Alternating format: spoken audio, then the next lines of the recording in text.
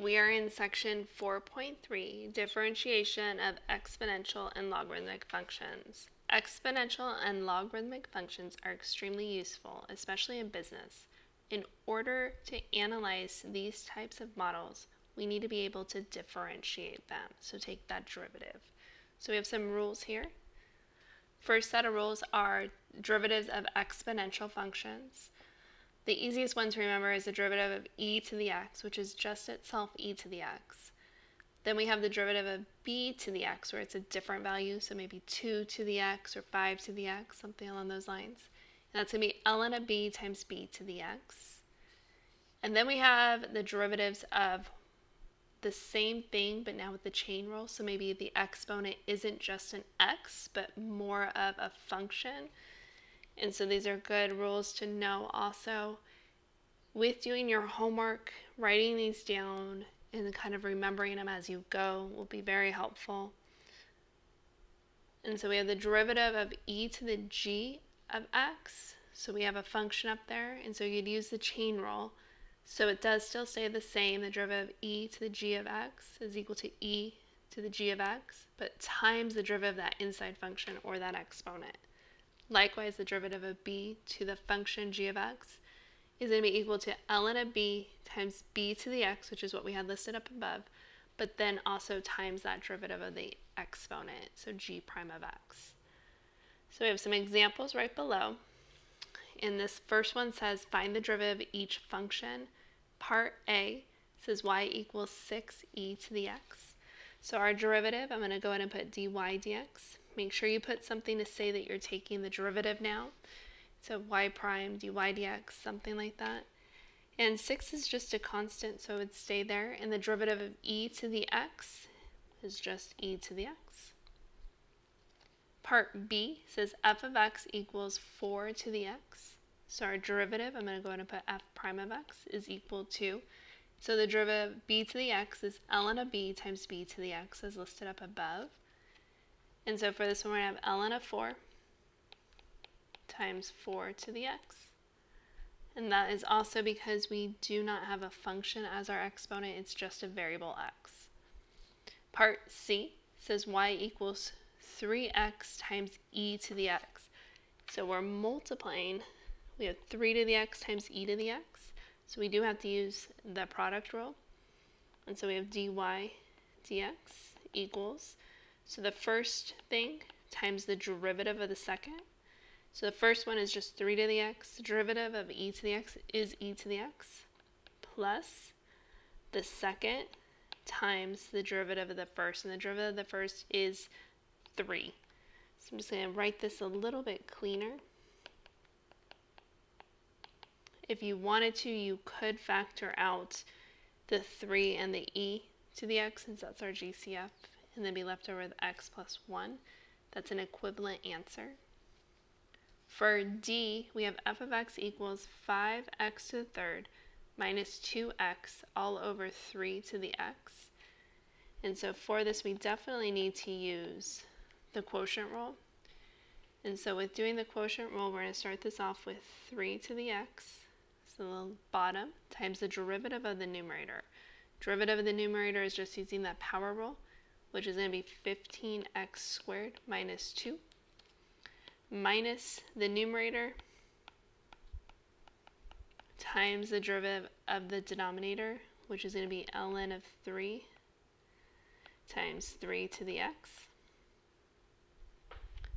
all over the denominator, which is 3 to the x squared. So simplifying this a little bit, we can factor out a 3 to the x, and then we're left over with 15x squared minus 2, minus, and I'm going to move that ln of 3 in front of the 5x cubed minus 2x. You can definitely distribute through that negative ln of 3 if you would like, but definitely not required. And then the denominator is going to be 3 to the x squared. If you notice, one of those 3 to the x's would cancel out. And we will be left over with 15x squared minus 2 minus ln of 3 times 5x cubed minus 2x, all over 3 to the x. E says y equals e to the 7x squared plus 5. So this time it's not just e to the x like we saw in part A and also in part C, but this time we actually have a function. That function is 7x squared plus 5. So our derivative, I'm going to go ahead and write dy dx, is equal to, and the way that this works is listed up above as you rewrite it, e to the 7x squared plus 5, then times the derivative of that inside function. And the inside function for this is the exponent. So the derivative of 7x squared plus 5 would just be 14x. If you wanted to, you could put that 14x in front, but there's no other way to simplify this, so this would be our final answer. F, I'm going to go ahead and circle, and we'll look at this one together in class. So at the top of the next page, it says rate of change of a function means to take the derivative of the function and evaluate that given value. So the example says, suppose that the cost in dollars to make X 100 tablets is given by C of X equals, and we have 100,000 over 1 plus 100 e to the negative 0.3x. Find the marginal cost when 500 tablets are sold. So our marginal cost means that we need to find our derivative, c prime of x. Since we're given our cost function, we can take the derivative of that. But note that we do need to use that quotient rule. And so using our quotient rule, we're going to have the bottom, which is 1 plus 100 e to the negative 0.3x times the derivative of the numerator, which is just a constant, so that derivative would be 0, minus the top times the derivative of the bottom, which is going to be derivative of 1 is 0, and then we have the derivative of 100 e to negative 0.3x. So for this we have a 100 e to negative 0.3x times, again, that's a function as our exponent, so taking the derivative of that, we have times negative 0.3 divided by the denominator squared.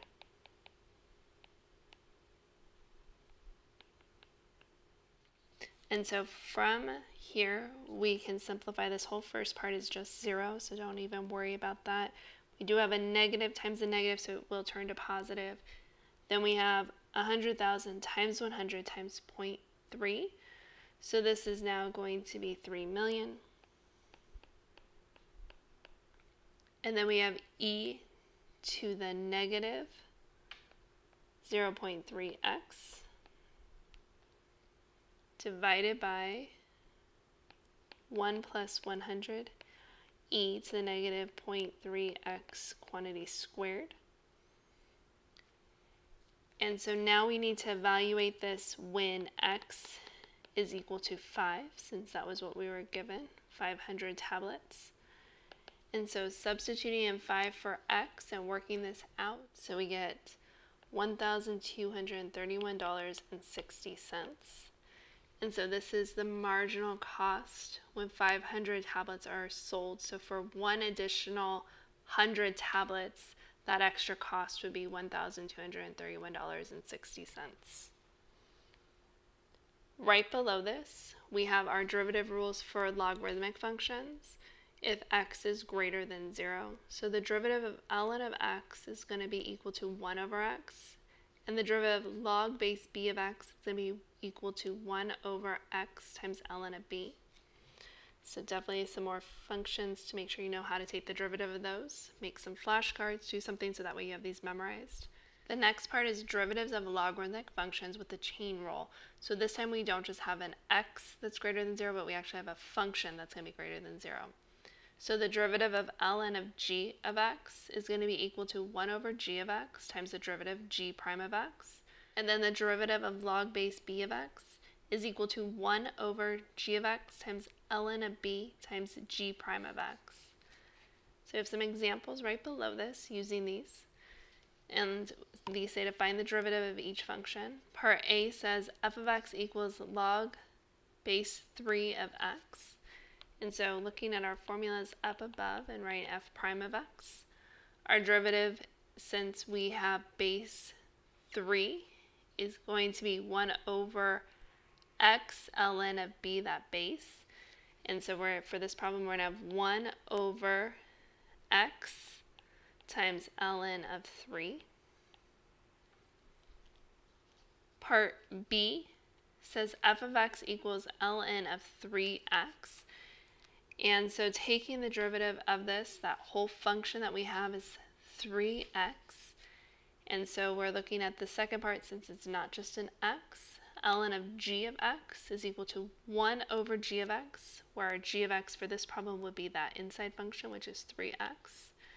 So our derivative f prime of x is equal to 1 over 3x times the derivative of 3x, which is just 3. So this reduces to just 1 over x. Part C says f of x equals ln of the square root of 2x minus 3. And so for this one, we need to take the derivative of this, but using the chain rule. And so we're going to have our derivative, which is f prime of x equals, and the derivative ln of g of x is going to be 1 over g of x times that derivative. And so our g of x is this inside function, and if it helps too, you can rewrite this as ln of 2x minus 3 raised to the 1/2 power. And so the first thing that we're going to do is do 1 over that inside function. I'm going to leave it as a radical, 2x minus 3, times the derivative of that inside function. That inside function is circled, or I can circle it again, written as exponential. And so we're going to have 1/2 times 2x minus 3 raised to the negative 1/2 times the derivative of the inside, which is derivative of 2x minus 3, or just 2. And so our 2's would reduce. And since 2x minus 3 is to the negative 1/2, that would also move to the denominator. And so we have 1 over positive 1/2 would be the square root of 2x minus 3. And the radical times the radical would just be equal to 2x minus 3. And so that would be our derivative. Part D says y equals log base 4 of 5x plus 3x cubed. And so for this, I'm going to go and put dy dx for my derivative. We do have an inside function again, which I'll circle. And our base for this problem is 4. So looking at the formulas given, log base b of g of x is going to be equal to 1 over g of x, which for this one is 5x plus 3x cubed, times ln of b, which is our base, so ln of 4, times, and it's the derivative of g, which is the derivative of what is circled, our inside function, 5x plus 3x cubed, which is just going to be, derivative would be 5 plus 9x squared. And so cleaning this up a little bit, we get 5 plus 9x squared over ln of 4 times 5x plus 3x cubed. E says f of x equals negative 2 ln of x over 3x minus 1. So for this problem, to take the derivative, we need to definitely use the quotient rule, which starts off with low d high. So the bottom times the derivative of the top. Derivative of the top is going to be negative 2, since that's a constant, times ln of x. Derivative of ln of x is 1 over x, minus the top, which is negative 2 ln of x, times the derivative of the bottom, which is just 3, all over the bottom squared. From here, we can clean this up, and we have negative 2 over x times 3x minus 1 plus 6 ln of x all over 3x minus 1 squared.